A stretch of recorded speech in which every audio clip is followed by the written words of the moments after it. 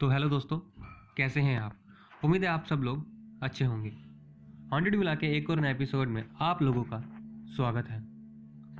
आज जो मैं आपके सामने कहानी लेकर आया हूँ वो बहुत ज़्यादा सस्पेंस से भरपूर होने वाली है।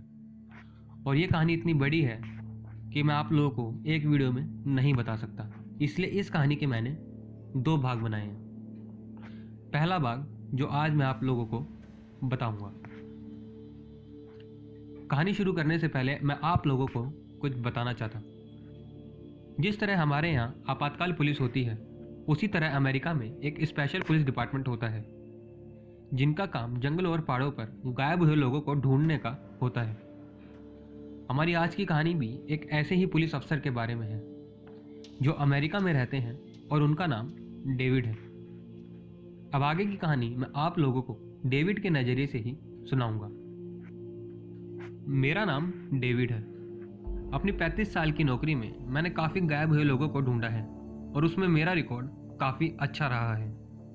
ज़्यादातर लोग या तो अपने रास्ते से भटक जाते हैं या फिर किसी पहाड़ी से फिसलकर अपना रास्ता भूल जाते हैं और वापस नहीं आ पाते। जैसा कि पुरानी कहावत है, अगर खो जाओ तो जहाँ हो वहीं रहो। इसलिए ज़्यादातर लोग जो जंगलों और पहाड़ों पर खो जाते थे वो वहीं आसपास ही मिल जाते थे। लेकिन 2 बार मेरे पास ऐसे केसेस आए जिनमें ऐसा बिल्कुल भी नहीं था। इन दोनों ही केसेस ने मुझे अंदर तक हिलाकर रख दिया था। लेकिन हाँ, इन दोनों केसेस ने मुझे इतनी मोटिवेशन दी कि मैं अपना आगे का काम पूरी शिद्दत से कर सकूं और जो लोग गायब हुए हैं उन्हें ढूंढ निकालूं। पहला केस एक छोटे से लड़के का है जो अपने माँ बाप के साथ पिकनिक मनाने के लिए आया हुआ था। वो बच्चा और उसकी छोटी बहन दोनों ही साथ में गायब हुए थे। दोनों बच्चे माँ बाप के साथ ही खेल रहे थे कि माँ बाप की सिर्फ कुछ सेकंड के लिए नज़र हटी और दोनों बच्चे गायब। माँ बाप के काफ़ी ढूंढने पर भी जब बच्चे नहीं मिले तो उन्होंने मुझे फ़ोन किया। मैं अपनी टीम के साथ उस जगह पहुंचा जहां से बच्चे गायब हुए थे। थोड़ा सा ढूंढने पर बच्ची तो बहुत जल्द मिल गई, पर वो छोटा लड़का नहीं मिला। जब बच्ची से हमने उसके भाई के बारे में पूछा तो उसने बताया कि भैया को भालू अंकल लेकर गए हैं। कितनी हैरत करने वाली बात थी, क्योंकि उस इलाके में दूर दूर तक कोई भी भालू नहीं था। खैर, उसने बताया कि भालू अंकल ने उसको खाने के लिए बेर भी दिए थे और वो भैया के साथ सिर्फ कुछ देर के लिए खेलना चाहते थे। बच्ची ने यह भी बताया कि आखिरी बार उसने अपने भाई को भालू के कंधे पर देखा था और वो काफ़ी खुश भी था। जाहिर था कि हमारा शक सबसे पहले किसी किडनैपर पे गया और हमें लगा ये एक किडनैपिंग का केस है। लेकिन जब हमने उस एरिया को अच्छे से छाना तो हमें दूर दूर तक दूसरे किसी और आदमी के वहाँ होने का कोई सबूत नहीं मिला। लड़की बार बार ये भी बोल रही थी कि वो भालू अंकल दिखने में बिल्कुल अलग था। उसका कद बहुत लंबा था और उसके शरीर पर बहुत बड़े बड़े बाल थे जो कि किसी आम भालू के नहीं होते, और उसका चेहरा बहुत अजीब सा था। हमने उस इलाके में कई हफ्तों तक छाना लेकिन बच्चे का कोई सुराग नहीं मिला। वो मेरी लाइफ के सबसे लंबे चलने वाले केसेस में से एक था। आखिर में हमने हार कर वो केस बंद कर दिया। दूसरा केस था एक 11 से 12 साल की लड़की का। वो लड़की अपनी मम्मी और दादाजी के साथ पहाड़ों पर घूमने के लिए आई हुई थी। उसकी मम्मी ने बताया कि वो बस थोड़ी देर के लिए पेड़ पर चढ़ी थी ये देखने के लिए कि आसपास और क्या क्या है, फिर वो कभी नीचे उतर के ही नहीं आई। कितनी अजीब बात है, एक लड़की पेड़ पर चढ़ी लेकिन वो कभी उतर के ही नहीं आई। उसकी माँ ने उसका वहाँ घंटों तक वेट किया। उसके बाद जब लड़की नीचे उतर के नहीं आई तो उसकी माँ ने मुझे फ़ोन किया। मैं अपनी टीम के साथ उस जगह पहुँचा जहाँ वो लड़की पेड़ पर चढ़ी थी। कितनी अजीब बात है, ना कोई चिल्लाने की आवाज़ आई ना कहीं गिरने की आवाज़ आई।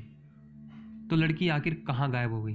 हमने उस इलाके को अच्छे से ढूंढा लेकिन उस लड़की का कोई अता पता नहीं चला।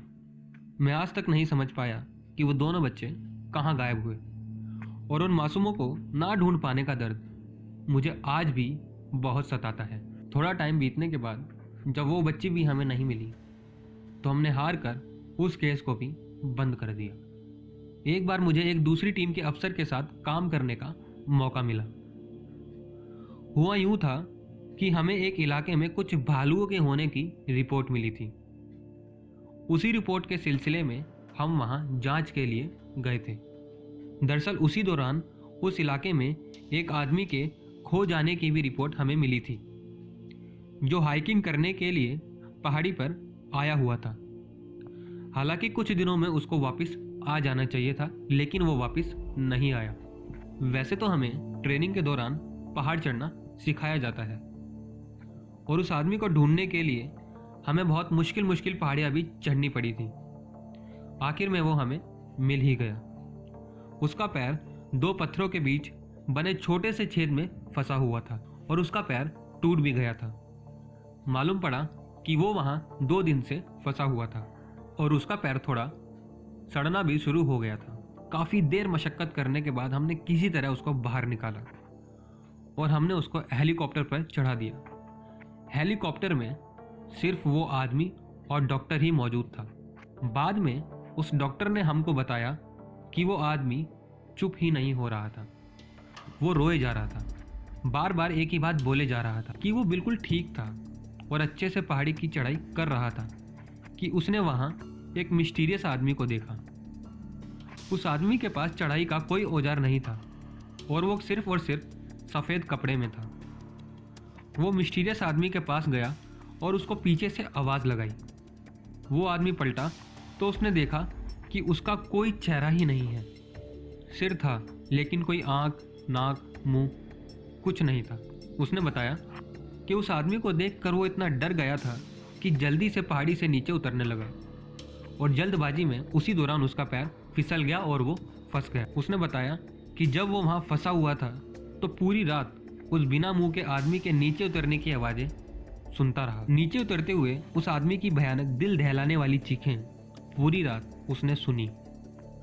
डॉक्टर की ये बात सुनकर मेरा रोग खड़ा हो गया, और मुझे एक चीज़ पर शक गया कि वो जो बच्चा अपने माँ बाप के साथ पिकनिक बनाने के लिए आया हुआ था, और वो लड़की जो पेड़ पर चढ़ी थी और कभी नीचे उतर कर नहीं आई, हो ना हो इसी मिस्टीरियस आदमी ने उन दोनों बच्चों को गायब किया है।